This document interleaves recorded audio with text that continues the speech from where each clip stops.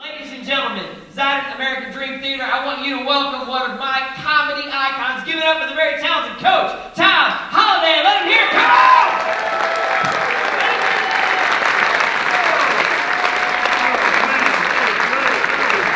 Keep going for Lucas Bone. Oh, it's great to be here. I tell you, I am in a great mood. I recently retired. After 30 years teaching high school in Virginia. Thank you. For 30 years, I'm proud to say that I taught physical education. I wanted to be a math teacher because I like math. But I found out something about math that I didn't know when I got to college. That stuff's hard. So I majored in phys ed. And I've always felt like math teachers were smarter than me because of that. But I've been thinking, while they were in the classroom teaching the Pythagorean theorem, I was outside playing kickball. We got paid the same. Who the heck is smarter here? 30 years of teaching phys ed, every class began the same. The guys would come into the locker room, put on their gym suits, go into the gym, and wait for the girls. I used to tell them every day, you sit there and you wait. You're only 16 years old. This is good training for you. You'll be waiting for women the rest of your lives. My wife and I, we were going to go to the movie one time. By the time she got ready, it was on HBO. And she finally comes out of the bathroom and she screams at me, where are the kids? College. I always had bus duty when I was teaching, and it was early in the morning before school even started, so I skipped it. A lot. I got called down to the principal's office for skipping bus duty too much. I used to get called down to the principal's office as a teacher more than I did when I was a student in high school. And they put me in a chair in the hallway, waiting to see the principal with the rest of the students. Hey, Joey, what'd you do? I skipped third period, Coach. What'd you do? I skipped bus duty, Joey.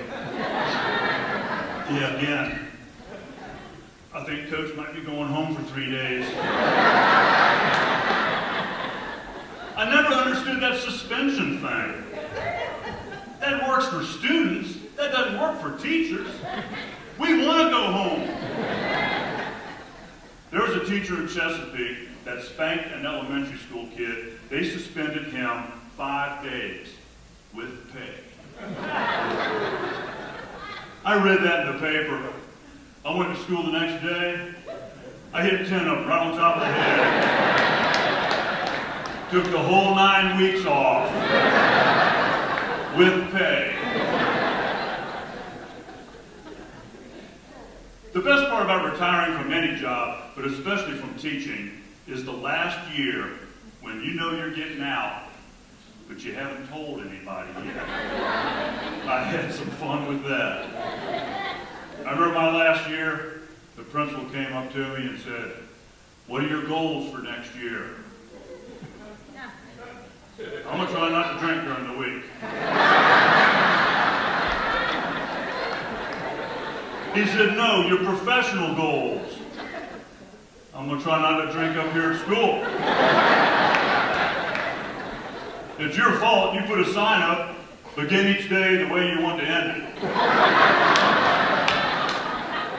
Most days by homeroom, I've had a couple. And in Virginia, all public schools are required to have 4 tornado drills a year. When I taught health class, that was a big waste of time. We met out in the trailer.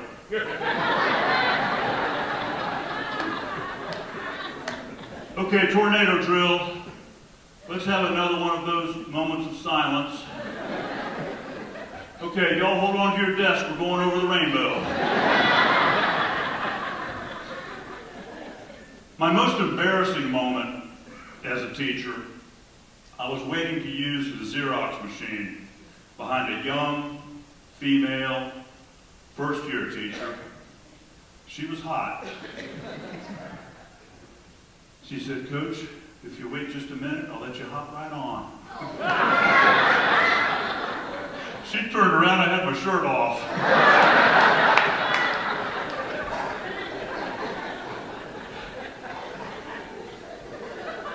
I used to have to teach sex ed, too.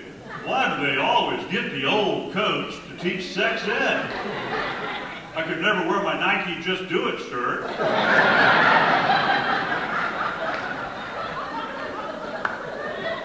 Because they told me to teach abstinence. So I told my students, don't come to class.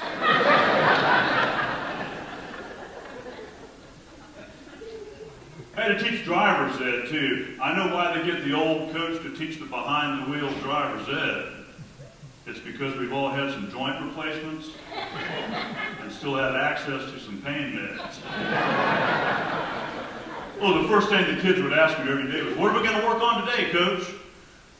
"We're going to work on going through the drive-thru at the pharmacy." The teachers used to come up to me and ask me all the time, "Isn't it stressful teaching teenagers how to drive?" My response was always the same. "What?"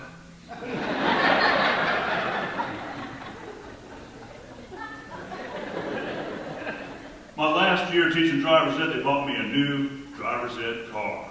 So I was opening the trunk, and I looked in there. There was a latch inside the trunk you could pull and open the trunk from inside. Who told them I was putting the kids in the trunk?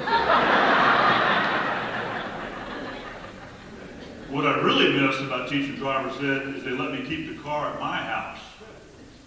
So on the weekend, I take the sign off the top, put it on my car, and drive around drunk. And nobody ever noticed.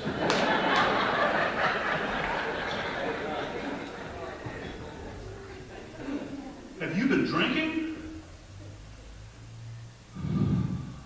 What?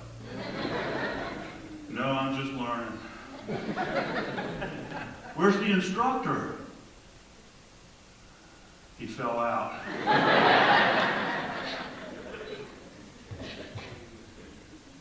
There's something I learned about teenagers, working with them one-on-one in the driver's ed car, that I'd like to share with you. They're stupid. We needed air in the tire. I told the girl, "Pull around back to the bus garage. I'll put the air in the tire." She pulls around back. I get out. I get the hose. It doesn't reach. So I went like this. What does she do?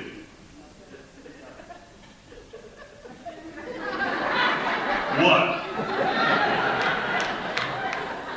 I couldn't help myself. I just went into my favorite Pink Floyd song. "Hello, hello, hello. Is there anybody in there?" But she knew Pink Floyd. She comes back with a, "We don't need no education." Yeah, we got this Pink Floyd rap and duel thing going, and she's winning. Oh, I missed getting my yearbook picture taken. You remember that guy, the school photographer? Works with kids all day long. I walk in the room at 3 p.m. He doesn't recognize I'm an adult. My goodness, you're a big boy. Can you sit on a stool? I think I can sit on a stool. No, get up on the edge. Good. You're just cute as a button. Can you put your feet on the line? No, together on the line. Good. I love those dimples. Now turn your shoulders. No, the other way. Farther. Farther. Good. Now, look back over here. Tilt your head. No, the other way. Farther. Good. Then he pulls that string. Back. Back. Good. Smile. You can do better than that. You don't want to pull that string again. Good. Hold it right there. Have him go out of the car and get some film. He comes back 5 minutes later. I've had a lumbar vertebrae adjustment. The worst 4 years of my career was when they made me teach middle school. Any middle school teachers here, by applause? Just a few at the back because they got too drunk to make it down to the front. God bless you. That's just not my age group. But I will say this, I'm proud of the fact that I taught middle school for 4 years, and I taught a safety lesson because the number one cause of death for middle school age kids is accidental. So safety is very important. After 4 years of teaching safety at that particular middle school, the number one cause of death was no longer accidental. Someone was strangling the rascals. They never caught that guy, my lawyers advised me not to talk about it. I was a coach, and that's what I go by, Coach Holaday, and I miss coaching. I coached wrestling and football, so 2 contact sports. And I'm glad I got out of coaching before I had to put up with all this concussion protocol. I know they're just trying to protect the kids, but the rule in high school is if you get a concussion, you can go back in the game in 10 days. The game's over. I don't think a coach wrote that rule. When I was in high school, if you got a concussion, you came out for 10 seconds, you missed one play, they gave you that ammonia, you went, whoop, whoop, you were right back in for the very next play.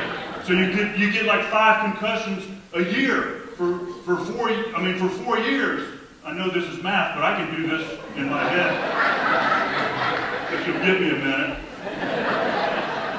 So now you're a senior, you've had 20 concussions, and you graduate, you go to college, and you major in physical education.